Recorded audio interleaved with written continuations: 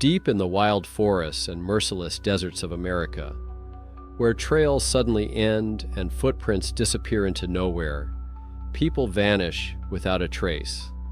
Experienced hikers, families with children, they leave their tents untouched, food on the fire, and shoes at the entrance. Nearby are giant two-legged footprints, strange cries in the night, and dogs howling in terror. Sarah Lee left her tent to fetch water, and her tracks ended at a boulder, next to a 15-inch barefoot footprint that had taken a 6-foot stride. The Peterson family started cooking oatmeal and disappeared barefoot, leaving the pot on the stove. 16 months later, only Ryan's scattered bones were found in a canyon 13 miles away, while Lisa and Ethan were swallowed up by the desert forever.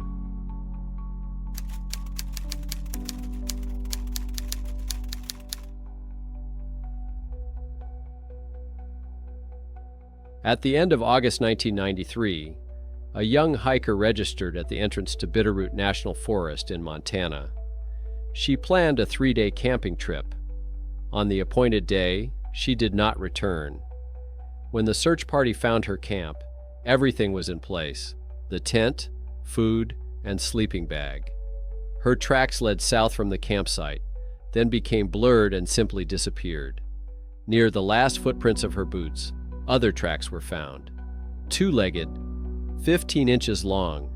The distance between them was almost 6 feet. No known animal in Montana leaves such footprints. The girl was never found. 25-year-old Sarah Lee worked as a lab assistant at the University of Idaho. She graduated from the biology department 2 years ago and lived alone in a small apartment near the campus. Her colleagues described her as calm and organized. She loved hiking and regularly went to the mountains on weekends. She was no novice to hiking. In 3 years, she had completed more than 20 hikes on various routes in Idaho, Montana, and Wyoming. She had experience. She knew how to set up camp, how to behave when encountering bears, and how to read maps. She always took a basic kit with her: a tent, sleeping bag, water filter, food supplies, first aid kit, map, and compass. She never broke the safety rules. She always registered at the forest entrance and indicated her planned route. Her parents lived in Oregon. She called them once a week from her home phone. The last time she spoke to her mother was 2 days before the trip. She said she was going to Montana for the weekend, to the Bitterroot Forest. She planned to return in 3 days in the evening. That morning, Sarah drove up to the Bear Creek Trail entrance station in her Subaru Outback. The ranger on duty registered her in the visitor log. He later recalled that she looked prepared and confident. She asked a few questions about trail conditions and campsites. The ranger said the trail was in good condition and bears were active, but if she took precautions, there would be no problems. Sarah indicated a 3-day route on the registration card. She planned to walk about 8 miles on the first day, camp near Bear Creek, climb higher to a mountain lake on the second day, and return to her car on the third day. If she did not return by the specified time, a search would be initiated. The ranger noted her car's license plate number, make, and color. He gave her a standard safety memo for the forest and a map of the route. Sarah thanked him, put on her backpack, and set off on the trail around 10 in the morning. The Bitterroot National Forest is located on the border between Montana and Idaho. It covers more than 1.5 million acres of wild mountain terrain. Dense coniferous forests, steep slopes, glacial lakes, and fast-flowing streams. The elevation ranges from 3,000 to 10,000 feet above sea level. In summer, the temperature rises to 77 degrees during the day and drops to 41 degrees at night. Grizzly bears, black bears, mountain lions, moose, and deer are found here. The place is popular with tourists, but remote. The nearest town is Hamilton, 30 miles from the trailhead. Bear Creek Trail was considered a moderately complex route. It is 8 miles one way with an elevation gain of about 200 feet. The trail is well marked, but in some places it passes through dense forest where visibility is limited. In summer, there are up to 10 to 15 hikers a day.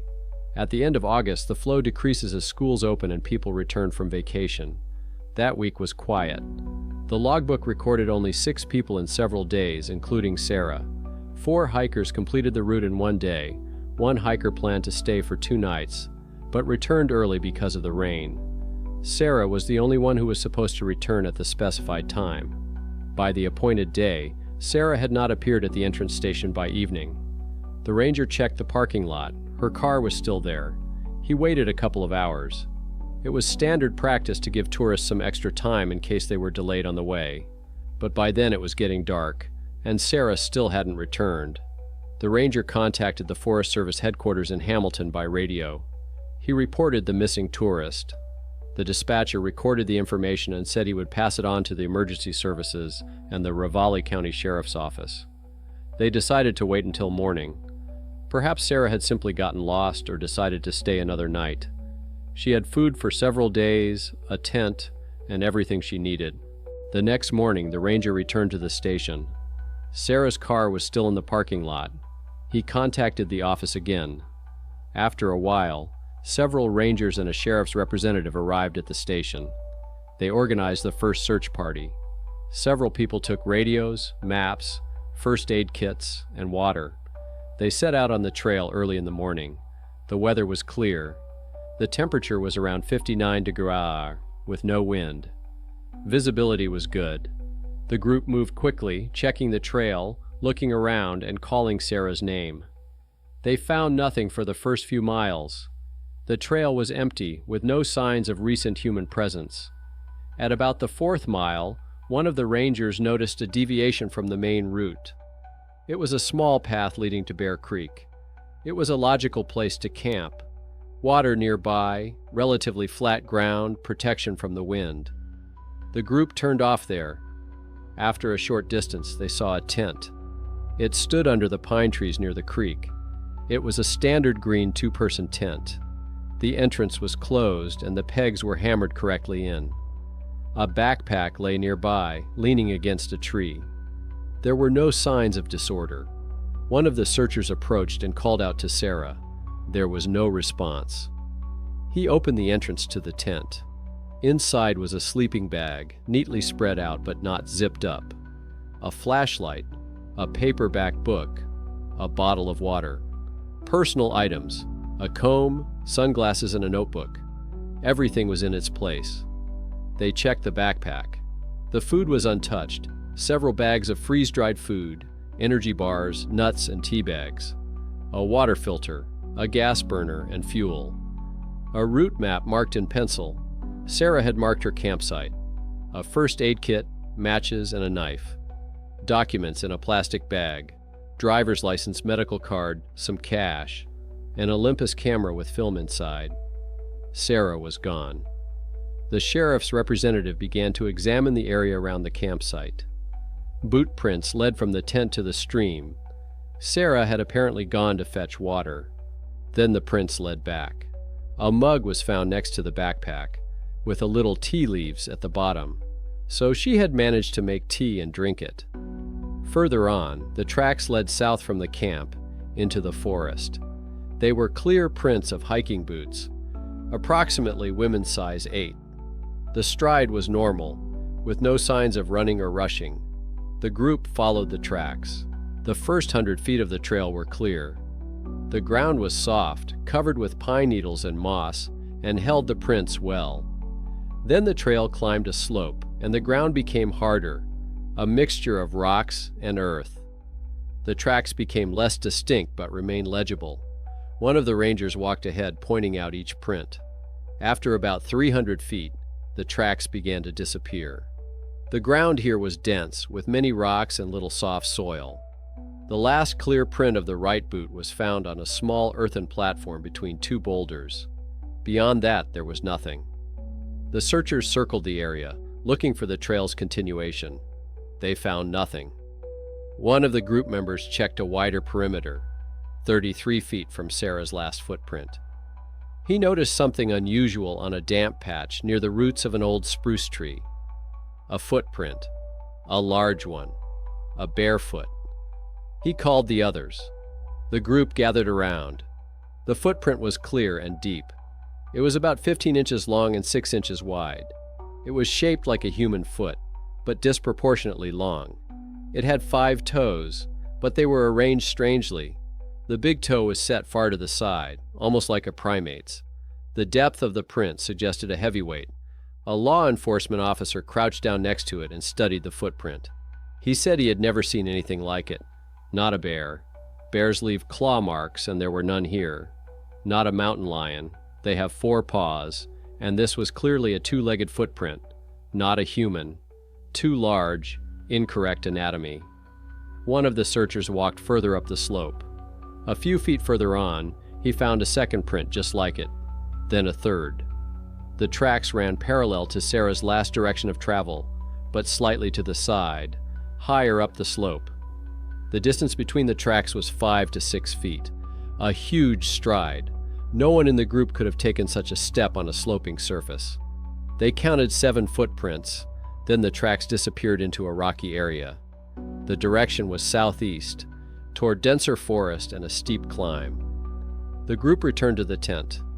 One of the search leaders contacted the office by radio, reporting the discovery of the camp and the strange tracks. The dispatcher said he would pass on the information and send reinforcements. By noon, several more rangers and volunteers from the local search party had arrived. They began to discuss possible scenarios. The first thought was that Sarah had encountered a bear, gotten scared, run away, and gotten lost. But the facts spoke against this. She had left the camp calmly, without panic. The trail was even, with no signs of running. The food in the camp was packed adequately in airtight containers. A bear would have smelled it and destroyed the backpack. The backpack was untouched. The second version was that she went for a walk to explore the area and got lost. Perhaps she fell, was injured, and couldn't move. They began combing the area. They split into pairs, each pair checking their own sector. They searched until sunset, covering a wide radius around the campsite. Nothing. The third version concerned strange tracks. One of the experienced rangers, who had been working in the forest for more than 20 years, said he had seen similar tracks twice in his career. Both times were in remote areas of the Bitterroot Forest. Once in the late 80s, the second in the early 90s.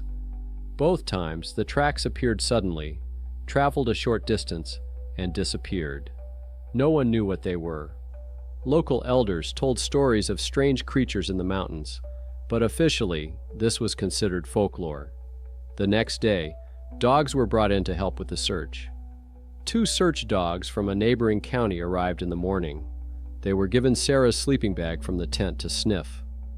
The dogs picked up the trail from the camp and followed the same route as the group had taken the day before. They reached the place where Sarah's tracks ended. Then the dogs began to behave strangely. One stopped, began to whine, and refused to go any further. The second dog followed the large tracks, walked some distance, and also stopped. It sat down and refused to move. The dog handler said that such behavior usually means that the dog has smelled something dangerous, a predator or a dead body, but nothing was found within the search radius. By the evening of that day, the search area had been expanded. They used topographic maps and divided the forest into sectors. More than 20 people participated in the search: rangers, police, and volunteers. They checked ravines, crevices, and dense thickets. They looked for any signs of human presence: scraps of clothing, personal belongings, traces of blood. They found nothing. On the third day of the search, the area was expanded even further. A Forest Service helicopter was brought in to fly over the area. The pilot checked open areas, rocky outcrops, stream banks, any place where a person or bright clothing might be spotted. Sarah was wearing a red jacket which was easily visible from the air. The helicopter spent several hours in the air, flying over an area within a 10-mile radius of the campsite. Nothing. At the same time, the ground team continued its methodical search. They checked all the known trails in the vicinity, old hunting paths, and abandoned logging roads. They checked every crevice where a person could fall and get stuck. They searched the banks of Bear Creek upstream and downstream for several miles. If Sarah had fallen into the water, the current could have carried her body away. They found only a couple of old empty bottles and a piece of plastic wrap. By the end of the third day, it was clear that this was no ordinary disappearance. An experienced hiker with full gear couldn't just vanish, especially considering the strange tracks. Forest Service and police officials began gathering information about previous incidents in the area. It turned out that over the past 15 years, 3 people had disappeared under similar circumstances in the Bitterroot Forest. The first was in the late 1970s. A hunter went into the forest alone and did not return. They found his camp, all his equipment was there, but he himself was gone. The tracks ended abruptly. The second case occurred in the mid-1980s. A tourist disappeared during a day hike. The third case occurred in early 1991. A woman who was picking mushrooms left her group and did not return. In all 3 cases, the people were never found. No bodies, no remains. Official reports attributed the disappearances to accidents, animal attacks, or disorientation in the forest. But one of the old rangers who worked on the case in the 80s told the searchers a detail that was not included in the official report. Strange tracks were found then, too. Large, 2-legged with irregular anatomy. The tracks appeared near the place of disappearance and led deep into the forest. After the 4th day of active searching, the number of participants began to decrease. The volunteers returned to their daily lives, leaving only professional searchers and representatives of the services. The search switched to patrol mode.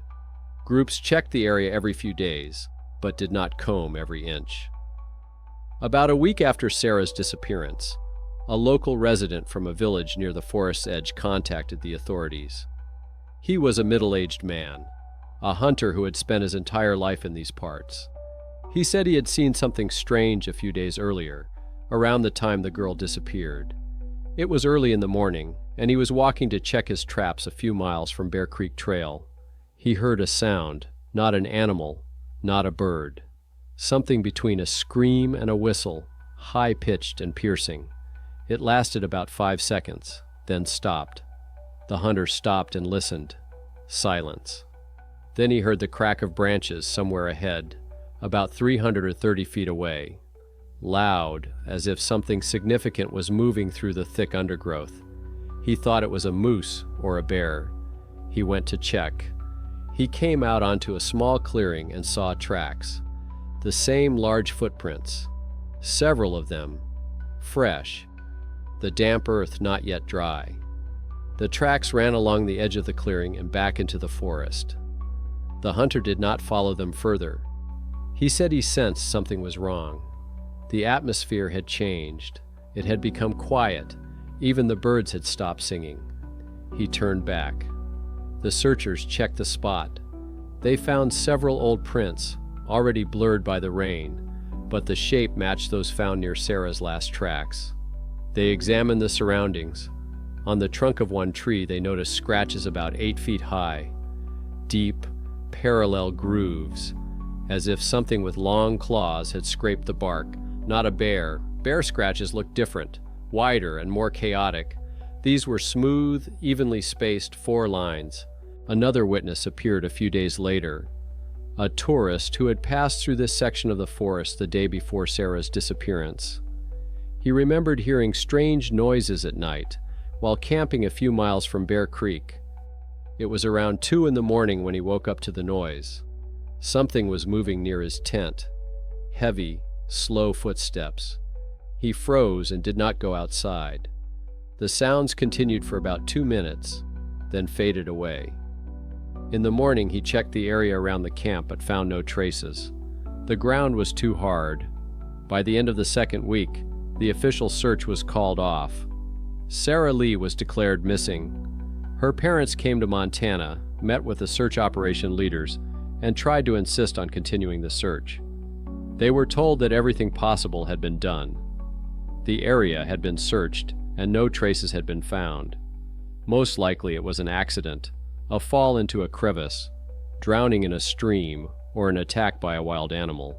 The body could have been carried away by the current or dragged away by predators. This is the standard explanation for such cases. Her parents hired a private investigator who worked for another month. He interviewed local residents, checked archives, and looked for any clues. He found some interesting details. Local hunters and old-timers told stories about something that lives deep in the Bitterroot Forest.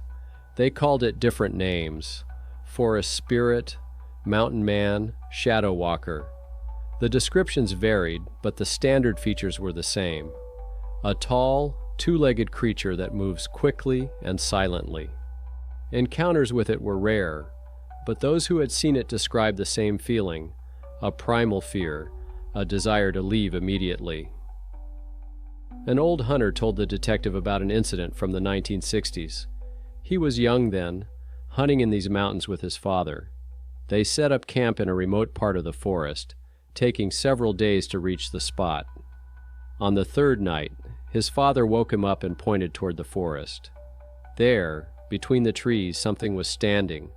It was tall, about 8 or 9 feet, and had a human silhouette, but its proportions were wrong. The arms were too long, the torso too narrow. It stood motionless, then turned and disappeared into the darkness. Not a sound. The next morning they found footprints, exactly like those described by the searchers in Sarah's case. Large, barefoot, 5 toes. The hunter said they never returned to that part of the forest. His father forbade him from telling anyone about it. He said some things were better left alone. The forest was big, and there was enough room for everyone. There was no need to draw attention to what lived there. The detective collected this evidence, but nothing concrete came of it. Stories, rumors, folklore. No hard evidence. He wrote a report for the parents describing everything he had learned, including the version about the unknown creature. But officially, this version was not considered. A few months later, a group of cryptozoology researchers approached the state authorities. They wanted to study the site of Sarah's disappearance and the strange tracks left there. They were denied access to the case files. The official reason was to protect the missing person's personal information. Unofficially, it was a reluctance to draw attention to unexplained incidents in the national forest. Tourism is an integral part of the region's economy. Stories about mystical creatures kidnapping people do not encourage visitors to come. One of the rangers who participated in the search later said in a private conversation that he had been instructed not to discuss the case details with the press or outsiders, especially regarding the strange tracks. The official line was that it was an accident caused by wild animals and unfavorable terrain.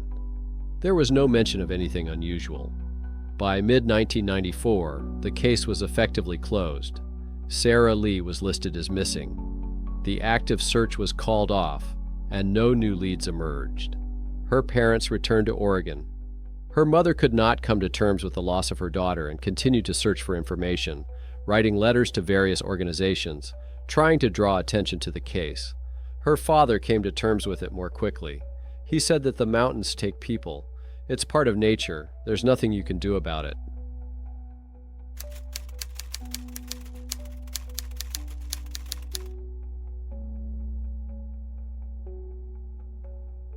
On 27 March 1996, the Peterson family from Austin, Texas, arrived at Big Bend National Park for a 5-day hike. 36-year-old Ryan Peterson, a software engineer, his 34-year-old wife, Lisa, a nurse, and their 8-year-old son, Ethan, were experienced hikers who regularly hiked in Texas parks. They chose the Chisos Basin area, a picturesque spot at about 400 feet, surrounded by majestic desert mountains and known for its panoramic views. Big Bend National Park is located on the border with Mexico in the Rio Grande River Bend and is one of the most remote national parks in the United States. The park covers more than 800,000 acres of desert landscape, with mountains, canyons, and the unique flora and fauna of the Chihuahuan Desert. Late March is the perfect time to visit, when the winter cold gives way to warm spring days and the summer heat has not yet arrived. The Peterson family registered at the ranger station on Wednesday evening. They obtained a camping permit for the Chisos Basin area. They planned to spend 5 days there, exploring the local trails, including the popular Window Trail, which leads to a dramatic rock formation overlooking the vast desert below. The weather that day was typical for late March in West Texas, around 75 degrees Fahrenheit during the day, around 50 at night, clear skies, and a light breeze. The forecast promised stable conditions for the coming week. The family was well prepared. They brought a tent, sleeping bags, a week's supply of food and water, a camping stove, maps, compasses, and a first aid kit. Ryan had been hiking since he was a teenager, and Lisa grew up in the countryside and felt comfortable in nature. Ethan, although still a child, had already been on several hikes with his parents and knew the basic safety rules. Wednesday and Thursday passed quietly. Several other tourists who had set up camp in the same area saw the Peterson family around their campfire on Thursday evening. Everything seemed normal. The parents were preparing dinner, and the boy was playing nearby. It was a typical family scene. On Friday morning, another family camping about 150 feet from the Petersons noticed that their neighbor's camp was tranquil. Usually in the morning you can hear voices, the sounds of breakfast being prepared, and a child's laughter. But not a sound came from the Petersons' camp. By noon on Saturday, the neighbors began to worry. They went over to the Petersons' camp to check on them. What they saw immediately caused alarm. The tent stood with its entrance wide open, the fabric fluttering in the wind. Inside were 3 sleeping bags, still partially unzipped, and personal belongings: clothes, flashlights, topographic maps, books, scattered along the tent walls. Outside near the tent entrance, shoes stood in neat pairs: Ryan's hiking boots, Lisa's sneakers, and Ethan's small blue sneakers. On a folding table stood a camping stove with a pot. Looking into the pot, the neighbors saw undercooked oatmeal. A thick mass stuck to the bottom. It looked as if the family had started to make breakfast, then suddenly stopped and left, leaving everything as it was. The fire pit was cold. The ashes were gray and damp from the night dew. The fire had not been lit for at least a day, possibly longer. All the food, canned goods, bags of grains, bread, was still there, untouched. The water bottles were full. The neighbors immediately drove to the nearest ranger station and reported the situation. By 1:30, 4 rangers were working at the site. They conducted a thorough inspection of the camp and began searching the surrounding area, calling out the family's names loudly. They checked all the nearby trails, looked into the crevices between the rocks, and searched the area within a mile radius. Nothing. By Saturday evening, a full-scale search operation was organized. On Sunday morning, 3 dog handlers with search dogs were called in. The dogs were given the Petersons' clothing from the tent to sniff. All 3 dogs, 2 German Shepherds and a Labrador, picked up the scent and began moving in the same direction. They led the guides from the camp up the slope, following the trail toward Window Trail. Window Trail is a popular 3-mile route leading to a natural window in the rock, a narrow passage between 2 massive rock walls that offers breathtaking views of the desert stretching for miles below. The trail is steep in places and has elevation changes, but is generally accessible to families with children. The dogs led the guides about half a mile up the slope. Then, at a large rock ledge overlooking the desert, all 3 dogs suddenly stopped. Their behavior changed dramatically. They began to howl, long, plaintive howls that sent shivers down the spines of the experienced dog handlers. The dogs circled in place, sniffed the rock, then howled again. All attempts to direct them further along the trail were unsuccessful. The animals categorically refused to continue their work. One of the dog handlers later explained to the investigation team, "Howling is not typical behavior for search dogs. Usually when they lose a trail, they just stop, circle around, and try to find it again. But howling is something else. It's more like how dogs react to death, or something that deeply disturbs them." The rock ledge was carefully examined. Rangers checked the edge of the cliff. Perhaps someone had fallen down. The slope was steep but not sheer, covered with rocks and sparse vegetation. The team climbed down, checking every crevice, every spot where a body might be stuck. Nothing was found. By Monday, the search operation had been significantly expanded. More than 300 volunteers, rangers from other parks, police, volunteers from local search and rescue services, and residents of nearby towns, organized a systematic search of the area. The park was divided into sectors. Each sector was methodically searched. Coast Guard helicopters flew over the area using thermal imaging equipment. Horse patrols checked remote areas that were inaccessible by car. Teams of climbers surveyed steep canyons and rock walls. All trails within a 15-mile radius of the Petersons' camp were checked. Ryan and Lisa's parents arrived from other states on the third day of the search. Everyone was in shock, unable to believe what was happening. Ryan's parents recalled how their son had loved hiking since childhood and had always been cautious and responsible. Lisa's mother wept as she thought of her grandson. "Ethan is only 8 years old. He couldn't have gone far. Where is he? Where is my grandson?" The investigation team considered various scenarios. The most likely was an accident. The family may have decided to go for a walk early in the morning without taking their shoes. Perhaps they planned to return quickly. One of them may have slipped and fallen, and the others tried to help, but the search found no signs of a fall or injury. The theory that the family got lost was also considered, but Ryan was an experienced hiker and had maps and a compass. Even if they got lost, they must have left some traces. Pieces of clothing, footprints on the ground, something. The criminal theory was investigated. All registered hikers in the park during those days were interviewed. Several people had passed through the Chisos Basin area, but no one had seen anything suspicious. The Peterson family had no enemies, so there was no motive for a crime. The search continued for 19 days without significant results. Every day, hundreds of people combed the desert and mountains. Every day, helicopters flew over the area. Every day, the families prayed for a miracle, but no miracle happened. By the end of the third week, the official search operation was called off. The Petersons organized a private search, hiring professional searchers every weekend for the next few months. A $30,000 reward was offered for information leading to the family's whereabouts. Months turned into a year. The case remained open with no new leads.